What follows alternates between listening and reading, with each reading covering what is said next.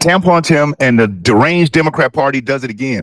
Every single chance they get to show us just how extreme, how radical, and how deranged they are, they take it. And they don't just take it, they take it and they run with it. Now, you may or you may not be aware of the horrific debacle made by Tim Walz this weekend. And I don't know how these left-wing extremists actually believe that somehow this is helping them to win back voters and to win back men. They're insane. Did you know that the Democrat Party invested $20 million to do a study on how to win back men? And you know what they found? They put tampon people like beta males like Tim Walz or the guy Ken Martin, who's the DNC chair, or Malcolm Kenyatta, who's the homosexual black guy that's married to one of the former writers of Politico, who's now with MSDNC host. These are the people who they have representing for the men. They had Tim Walz out there with ratchets tinkering under his hood, didn't know what the heck he was doing under there, while also trying to put tampon machines in boys' bathrooms. And also, did you know that Minnesota, under Tim Walz, is one of the only states in the union that has become a sanctuary city or sanctuary state for trans children? Now, here's what that means. If your 14 or 15-year-old child ran away and went to Minnesota and wanted to get a sex change, the state would pay for it. The state would feed them. The state would house them. And if you came to get your child back, guess what? You would be arrested for kidnapping. It is illegal for a parent to come and get their minor child from Minnesota, especially if that child is ready to do body mutilation. Did you know that? This is all fact. Now, over the weekend, there was rumors that President Trump had passed away. There was all types of horrible rumors about that. Now, what I want to do is, before I get into this article, because as you can see, the article says, after death rumors, top Democrat takes shot at Trump, MAGA goes ballistic. Before I even get into that, I want to take a minute, and I want to show you what one of the only reasons that anybody ever watches CNN, what he had to say, and that's Scott Jennings. Scott Jennings is single-handedly saving that network from completely plummeting off the cliff with their 91,000 people in prime time that they tend to get, which is horrible. And for what I understand is, the bulk of that comes from Scott Jennings. So let's take a listen to what Scott Jennings had to say. And then after that, I'm going to follow it up with what Tampon Tim said. And then I'm going to follow it up with something that you may or may not have ever seen before. That should make it to where Tim Walz should never be allowed to open his mouth and have anything to say about things going on around the country that the president is doing to protect people, when I'm going to show you what his militia did. But check this clip out as he tears into Tim Walz. Are you concerned about his health? No, because I talked to him on the phone yesterday for 40 minutes. I talked to the president and interviewed him, and we had a wide-ranging conversation. And, he sounded fine to me. He covered a lot of topics. The things that were on his mind were tariffs, primarily. He was worried about the Supreme Court case that's coming up. He talked a lot about foreign affairs. He talked about immigration and talked about his political opposition. And look, what I'm worried about are people making irresponsible statements and wish casting about the president's health. I watched a video yesterday of Tim Walz speaking in front of a group saying, well, we thought we were going to wake up to some great news, but it turns out he's still alive. But don't worry, one of these days we'll wake up to that news. Now, that is the governor of Minnesota, the Democratic candidate for vice president, wish casting the death of the president of the United States. I don't care how much you hate your political opponent, wishing death upon them and joking about it means you're a broken-brained SOB, and that's what he is. So we heard Scott give it to him. Now, just to make sure you fully understand who we're talking about here, this is Tim Walz's Minnesota. After this was during the pandemic, and these are people that are just standing on their porch enjoying the evening. Listen and watch to what Tim Walz militia did to these people. Oh, there's more. Look at this. They just keep coming. Go inside! Get inside! Get inside! Get inside! Get in your house now! Let's go! Light him up! Go inside now! Get in the house!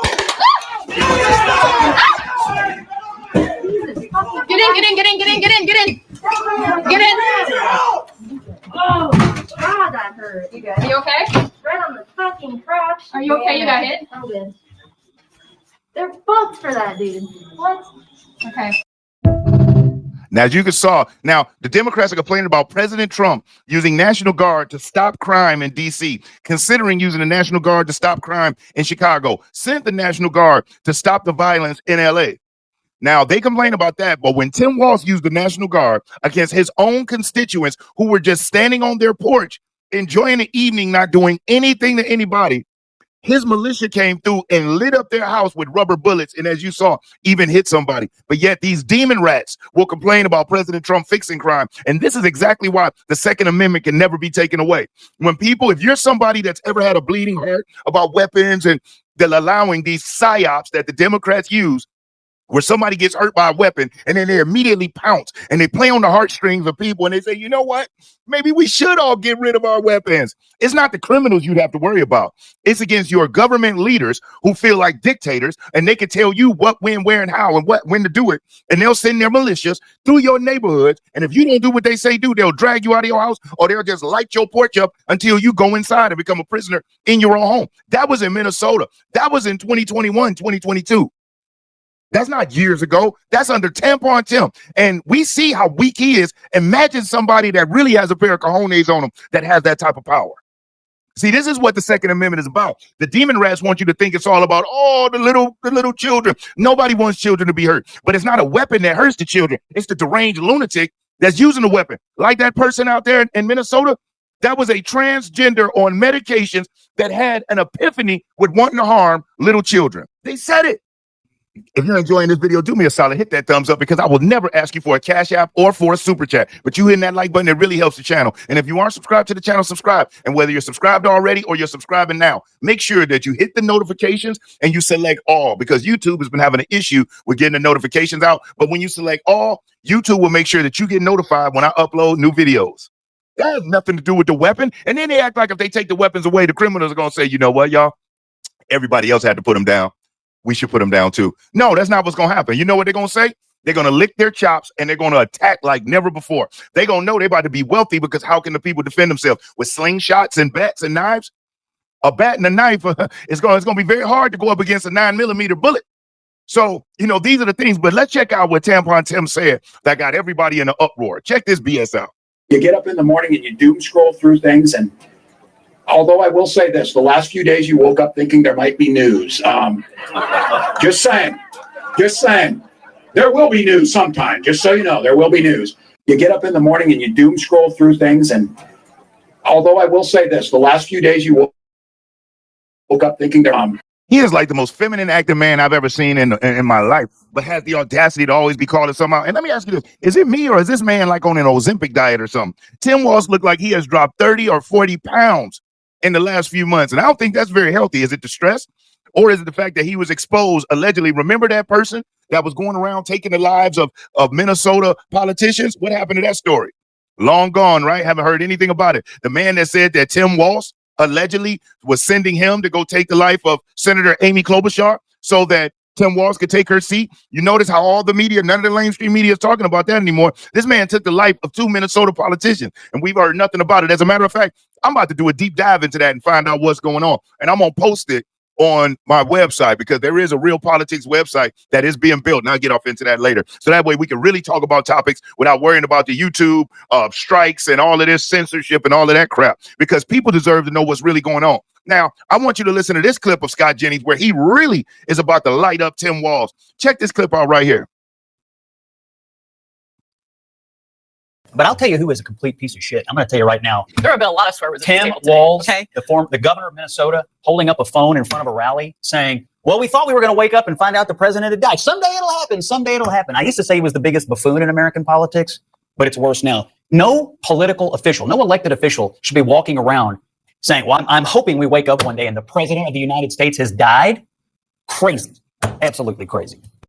And we all know that if anybody would have said that under Sleepy, Creepy, Piss Pants Joe, the media would have went insane. They would have called them heartless. They would have called them cold-blooded. They would have said they would have made up a new word. They were presidentianist. I don't know. You know, they just always come up with these weird words that nobody understands. But let me dig into this article. So again, after death rumors, who creates rumors about people dying? These people are extreme. That's why they should never be allowed back in power. Top Democrats take shot at Trump and MAGA goes ballistic. It was written yesterday on the 3rd.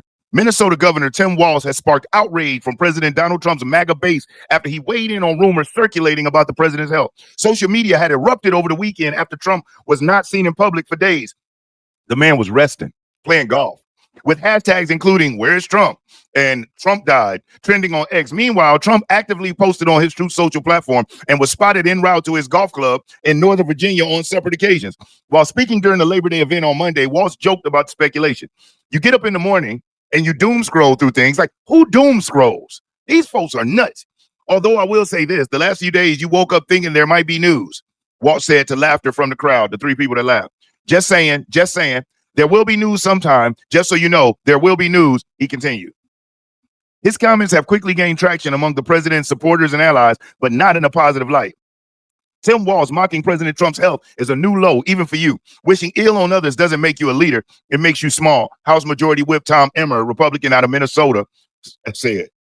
Dude's a loser. Conservative pundit Scott Jennings said that he used to call Walz the biggest buffoon in politics, but it's worse now. I'll tell you who is a complete piece of shite. I'm going to tell you right now, Jennings said on CNN on Tuesday. Tim Walz, the governor of Minnesota, holding up a phone in front of a rally saying, well, we thought we were going to wake up and find out the president has died. Someday it'll happen. Someday it'll happen. Another MAGA-aligned account called for Walz's removal from office. A sitting governor made this statement. A sitting governor was disappointed that President Trump isn't dead, the user wrote. A different political commentator chimed in, this is insane. Investigate and arrest this clown. I can't even put into words how disgusting this deranged freak is, a popular MAGA user added. During a news conference on Tuesday, Trump responded to the unsubstantiated claims when asked by Fox News' Peter Doocy. Last week, I did numerous news conferences, all successful. They went very well. Like, this is going very well. And then I didn't do any for 2 days, and they said there must be something wrong with him, Trump said. Biden wouldn't do it for months. You wouldn't see him. And nobody ever said there was anything wrong with him. And we know he wasn't in the greatest shape, he continued, pointing to his predecessor. Trump also noted that he had interviewed with the Daily Caller and shared several pretty poignant posts on his Truth Social platform. On Sunday, he appeared to directly respond to the scrutiny surrounding his health. Never felt better in my life. Also, D.C. is a crime-free zone. President DJT, he wrote on Sunday. Trump went on to call the controversy fake news. That's why the media has so little credibility. I knew they were saying, like, is he okay? How is he feeling? What's wrong? I said, I just left. And it's sort of a longer weekend, you know, Labor Day weekend. So I would say a lot of people know I was very active this Labor Day, Trump told reporters. So, again, another piece of crap. And he's right. Joe Biden did no press conferences. He did no interviews. He did very few gaggles at all. And nobody said anything. Matter of fact, if you asked, where's Joe Biden and how's he doing? Oh, he's working. He's so busy. He just doesn't have time for anybody. Trump, who's doing press conferences, news conferences, gaggles, phone calls, meeting with dignitaries. Remember, Biden wasn't even meeting with global leaders. He would go to the G7 summit, stand in the wrong place, wobble off screen just to come out for photo ops. But he wasn't there in those meetings, meeting with those people. That wasn't him doing that. That was the rest of that clown show that have we seen that have all drifted into the shadows and we don't hear him saying anything. Have you noticed? Nobody from Biden's administration is speaking at all. They have all climbed into their holes and went away. All of them. Because they know the piece of crap job they did. The only one that's still trying to climb back out is Buttigieg. But he thinks because he puts a beard on, got some hair on his face, that we don't realize that he's a weak weasel that ran the transportation department into the ground. He was horrible. This man was nothing more than a mayor. And they put him as the Secretary of Transportation. And we saw what happened. And so now you got these left-wing extremist libtard Democrats that feel like they want to come out and mock jokes about our president's health and whether he lives or dies. You know what, though? One thing we notice about the demon rats, everything they spew out has a weird way of boomeranging back on them. So I wouldn't be surprised if we hear something about some high-ranking Democrat and something happening with them. I wouldn't, because of the energy that this party puts out into negative stuff. And we know energy is like frequency. When you send it out, it's going to come back, except it comes back stronger and bigger. And that's why all the hatred, all the negativity that the Democrats keep spewing out, trying to hit Trump, trying to hurt Republicans, trying to hurt the MAGA movement, has boomeranged back and pretty much obliterated their party, splintered their members, and allowed socialists to creep up in there and dominate what was once seen as a respected party, which we know now is nothing more than a long extended arm of socialism, communism, and whatever other negativism you could think about. But hey, I just wanted to bring you this information and let you know that if you ever did start getting a soft heart for these Democrats or start wanting to say, well, just always remember crap like this that they do. And imagine if they were in power. These are the things they do when they're not in power. They lie, they manipulate, they try to misdirect. Imagine if they had another 4 more years. So we got to do everything we can as we head into 2026 to spread the word, let people know, get to the polls. Do not sit this out, because they're sending every ignorant, only meaning lacking knowledge, every ignorant, broke, and unemployed person they can find to the polls to vote that day. We have to counter that with intelligent, hardworking, tax-paying Americans going to the polls during those midterms. See, the presidential elections are sexy, and everybody wants to wear the sticker, not realizing that that election has the least impact. That's why it's the most widely advertised.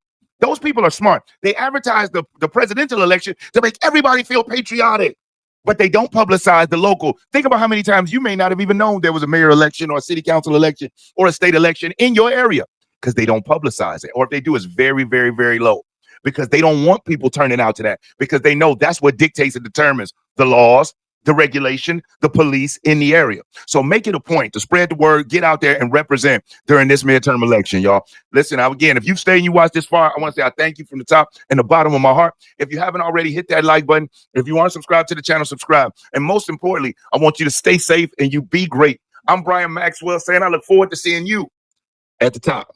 Over and out, y'all.